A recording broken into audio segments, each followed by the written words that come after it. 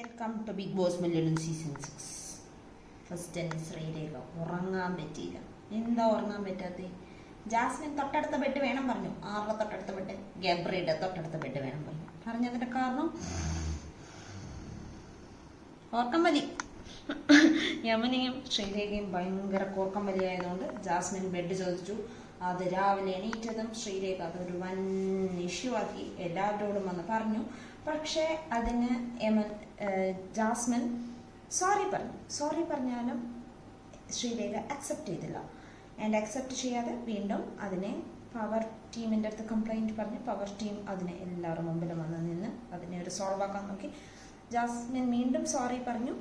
തെറ്റാണ്, നമ്മുടെ ടീമാണെന്ന് അറിയാം, അതുകൊണ്ടാണ് പറഞ്ഞതെന്ന്. അപ്പോൾ പവർ ടീം കുറേ റൂൾസ് കൊടുത്തിട്ടുണ്ടായിരുന്നു തലേ ദിവസം.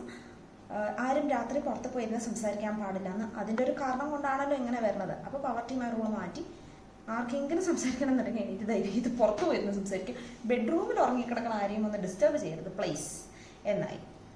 പിന്നെ നെക്സ്റ്റ് റൂൾസ് ഇന്ററപ്റ്റ് ചെയ്യരുത്, ആരും സംസാരിക്കും ഇന്ററപ്റ്റ് ചെയ്യരുത് എന്നുള്ള ഒരു റൂളും കൂടെ പവർ ടീം കൊടുത്തിട്ടുണ്ടായിരുന്നു. അപ്പോൾ നോറ എണീറ്റ് ചോദിച്ചു, ഞാൻ ഇന്ററപ്റ്റ് ചെയ്യുമ്പോൾ മാത്രമേ നിങ്ങൾക്ക് പ്രശ്നമുള്ളൂ, ബാക്കി ആരും ഇന്ററപ്റ്റ് ചെയ്താലും പ്രശ്നമില്ലേ എന്ന് ചോദിച്ചു. അത് കഴിഞ്ഞതുമാണ് നമ്മുടെ ബിബി സർക്കസ് ടാസ്ക്. പവർ ടീമിലേക്ക് കയറാൻ ബാക്കിയുള്ള ടീമുകൾ ചെയ്യേണ്ട circus task. First task was dance. ഡാൻസിൽ ഫസ്റ്റ് കളിച്ചത് ഋഷി, സെക്കൻഡ് കളിച്ചത് നൂറ, തേർഡ് കളിച്ചത് ശ്രീരേഖ. ആൻഡ് നമ്മളുടെ അഭിപ്രായത്തിൽ തോന്നിയത് സെക്കൻഡ് കൊടുക്കാൻ പറ്റിയത് it was Noora, because she did very well. Sreerekha കളിച്ചു, എക്സ്പ്രഷൻസ് ഉണ്ടായിരുന്നു, but not up to what Noora did. But power team കൊടുത്തത് first Rishi, obviously he's a dancer, second for Sreerekha, and third വരുന്നവർക്ക് പോയിന്റ്സ് ഇല്ല എന്നതാണ്. And the second be circus task is what was the task? നിങ്ങളെല്ലാവരും കണ്ടിട്ടുണ്ടാവില്ലേ? Second task എന്തായിരുന്നു? നമ്മുടെ ഈ കോമാളി പോലെ ഇങ്ങനെ റെഡിയാക്കണം, ഇങ്ങനെ മൂക്കിലും കൊണ്ടുവന്ന് ഇങ്ങനെ റെഡ് കളർ വെക്കണം. അപ്പോൾ അതിൽ ഗബ്രി, സെക്കൻഡ് ശ്രീതു ആൻഡ് അർജുനാണ് പാർട്ടിസിപ്പേറ്റ് ചെയ്തത്.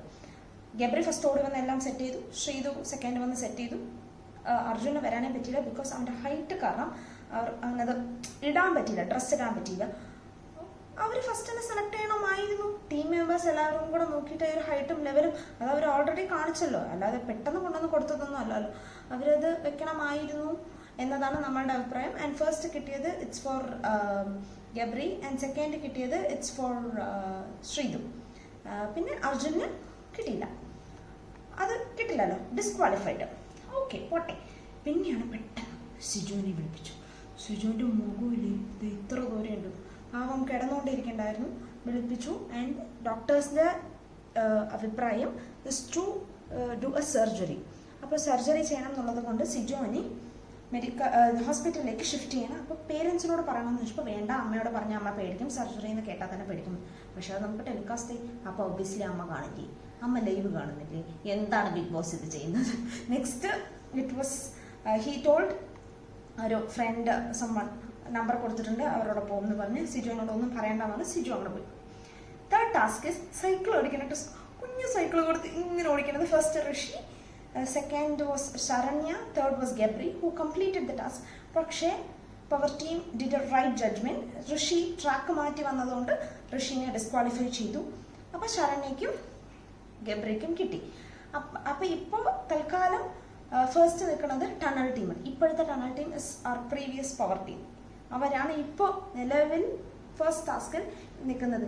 ഇതിലൊക്കെ കാലം ഏറ്റവും കൂടുതൽ ഗോൾ അടിച്ചത് ആർക്കാണറിയോ? ഹൻസിബിക്ക്.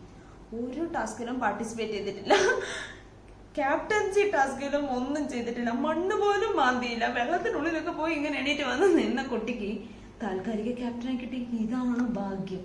ശരിക്കും നമുക്ക് ഭാഗ്യം വേണമല്ലേ, കളിച്ചിട്ടൊന്നും കാര്യമില്ല.